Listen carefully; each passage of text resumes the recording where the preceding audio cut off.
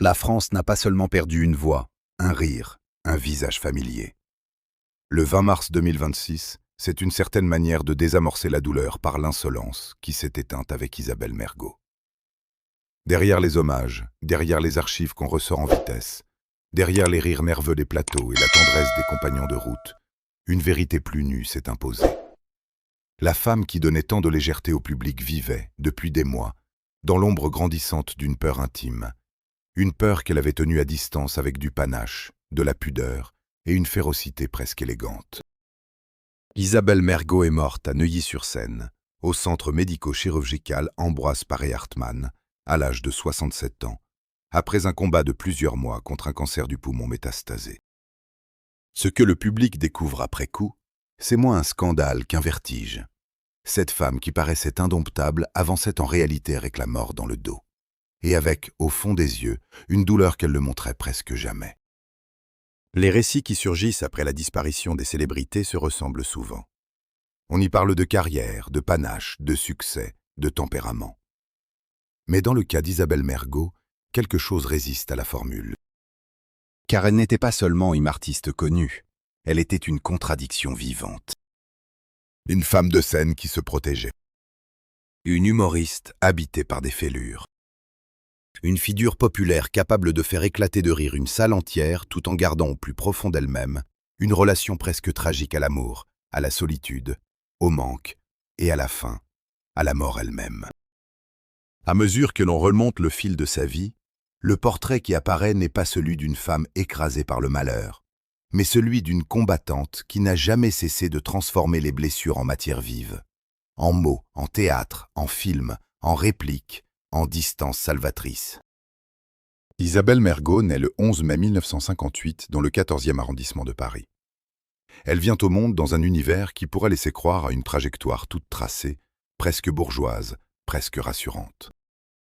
Son père est chirurgien, décrit plus tard comme un lecteur d'Astérix, bon vivant, attaché au plaisir simple. Sa mère est chercheuse en médecine et dermatologue, plus froide, plus intellectuelle, plus sévère aussi dans le souvenir qu'en gardera sa fille. Entre ces deux figures, entre la chaleur du père et la distance de la mère, il y a déjà comme une première ligne de fracture, une première école affective. L'enfance ne se déroule pourtant pas au centre de Paris, mais à Aubervilliers, où elle grandit avec son frère et sa sœur. L'été, la famille rejoint les plages de Royan. On imagine déjà la petite fille, observatrice, nerveuse, drôle, en train d'apprendre très tôt que les familles ont plusieurs climats, plusieurs langues émotionnelles, plusieurs silences aussi. Ce détail n'a rien d'anecdotique. Chez certaines personnalités, l'humour est un trait. Chez d'autres, c'est un système de survie. Tout, chez Isabelle Mergo, donne le sentiment que l'esprit n'est jamais seulement un outil de divertissement. C'est une parade, une protection, une façon de garder la main quand la vie menace de la lui reprendre. Longtemps avant le succès, il y a eu les détours, les hésitations, les castings, les débuts difficiles, cette sensation d'être singulière sans savoir encore comment transformer cette singularité en force. Son célèbre chuintement, qui aurait pu être vécu comme un handicap, deviendra une signature. La fragilité se renverse en empreinte. L'accident devient identité. C'est peut-être là l'un des secrets les plus constants de son parcours. Isabelle Mergo n'a pas effacé ses aspérités. Elle les a rendues inoubliables. Puis vient la scène, puis viennent les plateaux. Puis vient ce long compagnonnage avec le théâtre, la radio, la télévision, l'écriture, le cinéma. Trop souvent, on résume les artistes par une seule étiquette.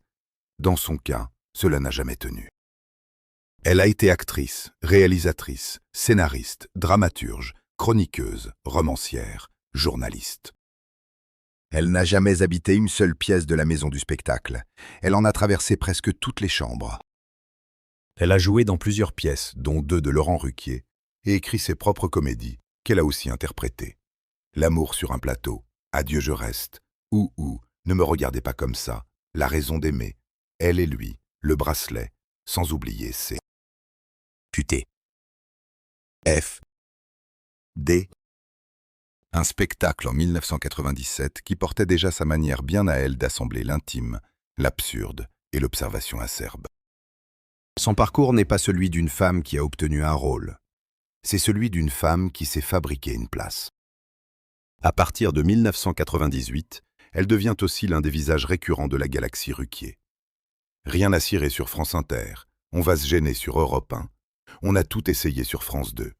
À chaque fois, elle apporte ce mélange rare d'instinct, de franchise, d'irrévérence et de sens du rythme qui fait les bons clients de radio et les grandes gueules inimitables. Il n'y a pas chez elle cette drôlerie mécanique, fabriquée, opportuniste. Il y a une voix. Une vraie. Une voix qui n'essaie pas d'être aimable, qui préfère être juste ou mordante. Une voix qui s'autorise l'excès parce qu'elle vient d'une zone sincère. Plus tard, sa place aux grosses têtes renforcera encore cette évidence. Isabelle Mergo ne se contentait pas d'occuper l'espace, elle l'électrisait. Mais les trajectoires les plus vives ont souvent un envers plus sombre.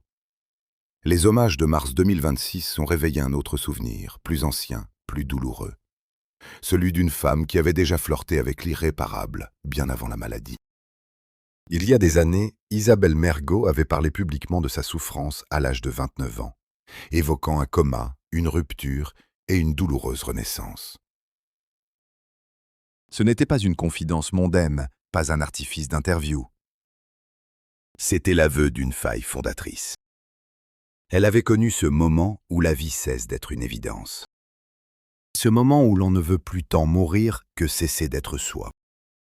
Cet épisode éclaire différemment tout le reste, sa pudeur, sa violence comique, son refus des fables romantiques, son besoin de rester libre, son rapport inquiet à la disparition. Chez elle, la conscience du tragique n'a jamais été théorique. Elle avait déjà vu le fond. C'est sans doute pour cela que la question de l'amour, chez Isabelle Mergo, n'a jamais pris la couleur attendue.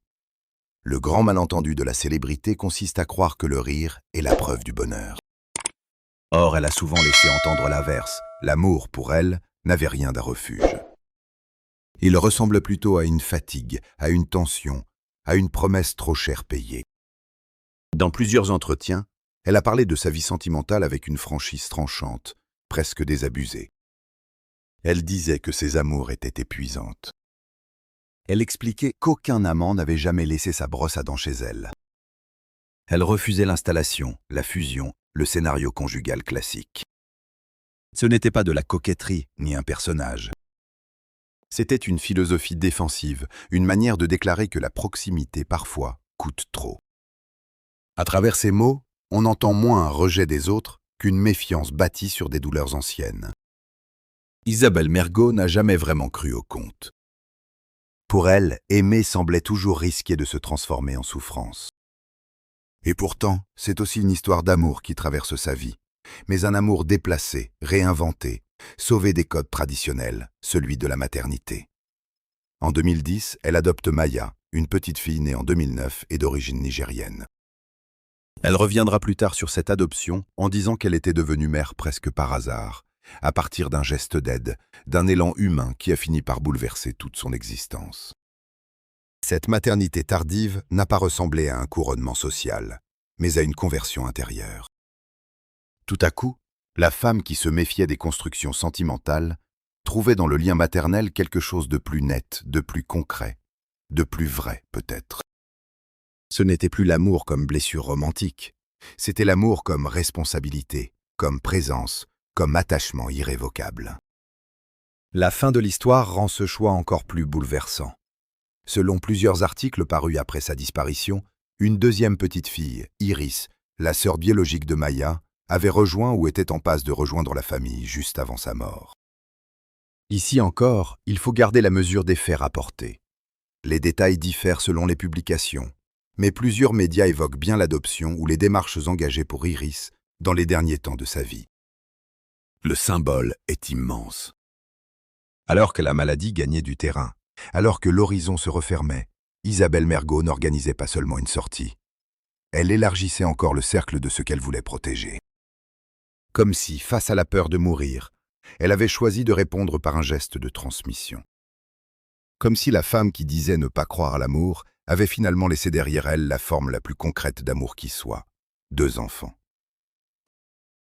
Et puis il y a Laurent Ruquier. Dans les récits apparus après sa mort, son nom revient sans cesse.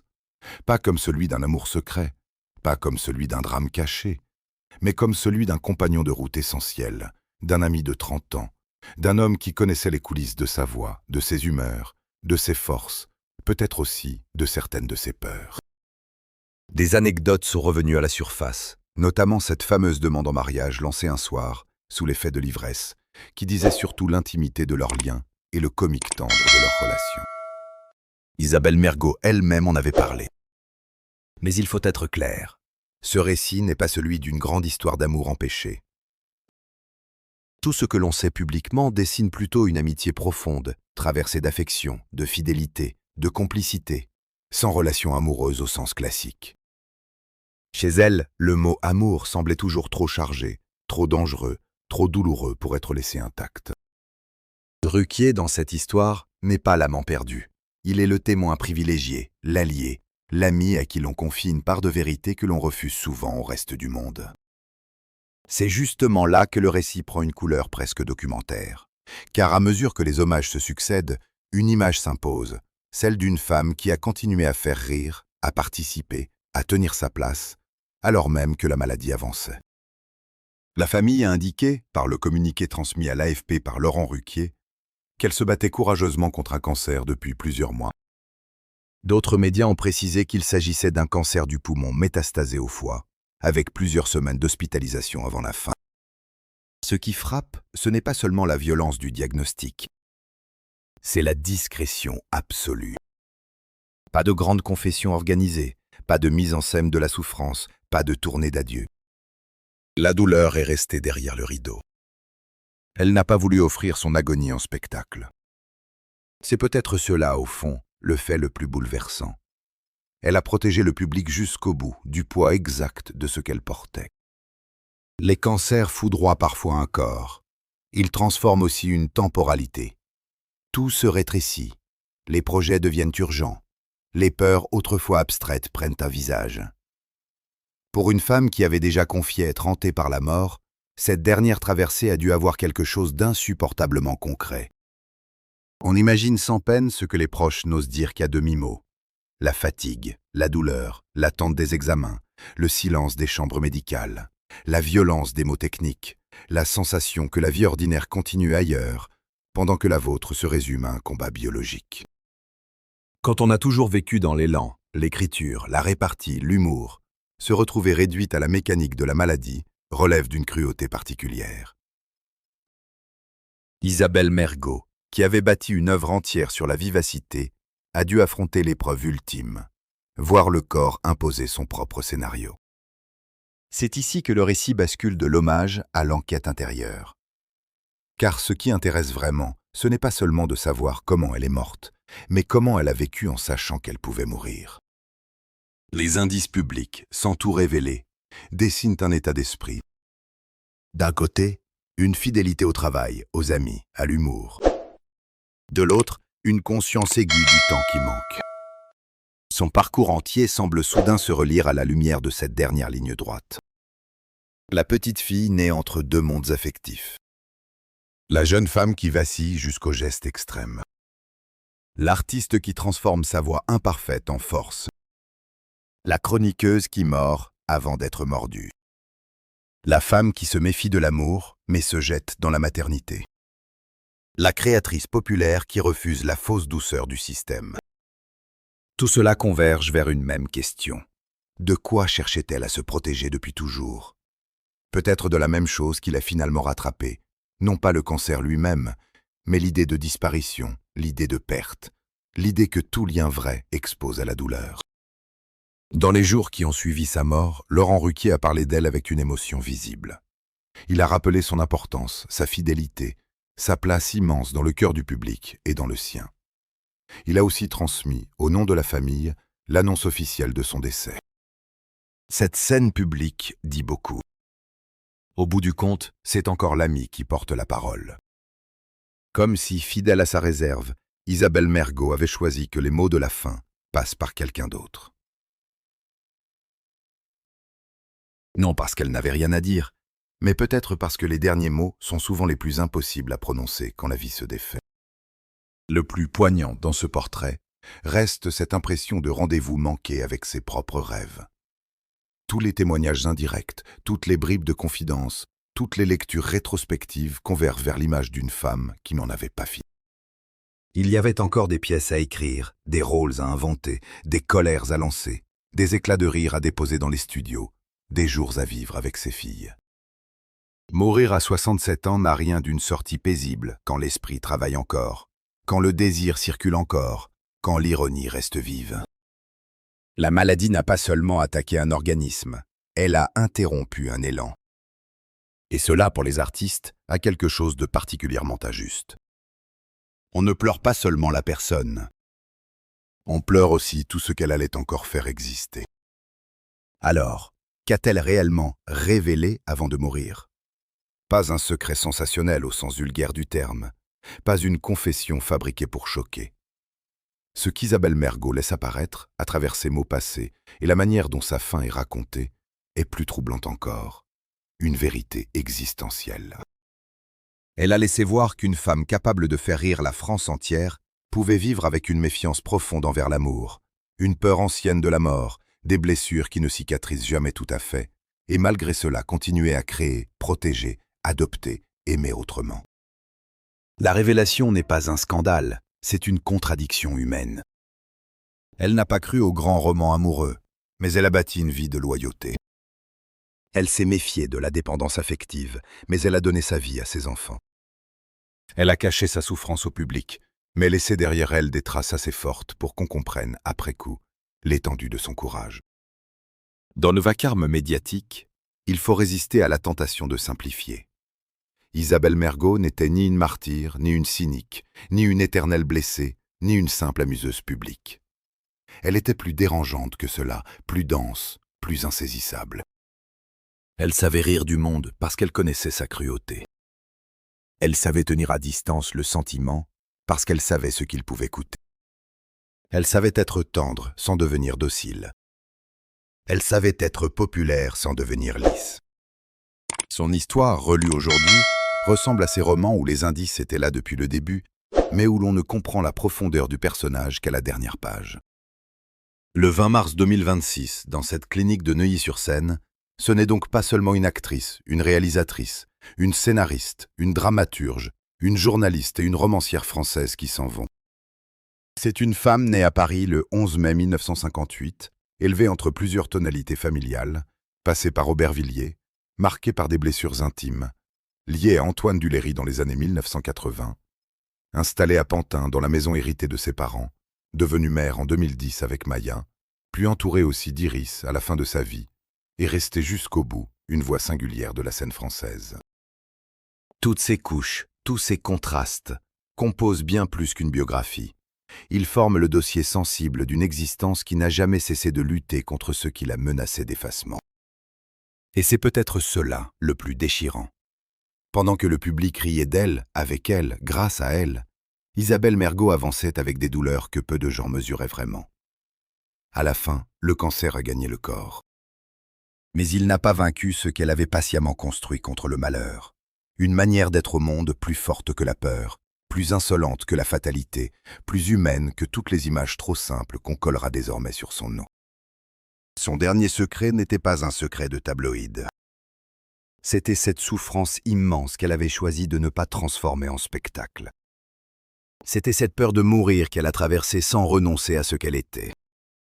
C'était ce chagrin de partir trop tôt, alors que des rêves attendaient encore. Et c'est précisément pour cela que sa disparition serre la gorge. Parce qu'au bout du rire, on découvre enfin l'étendue du courage.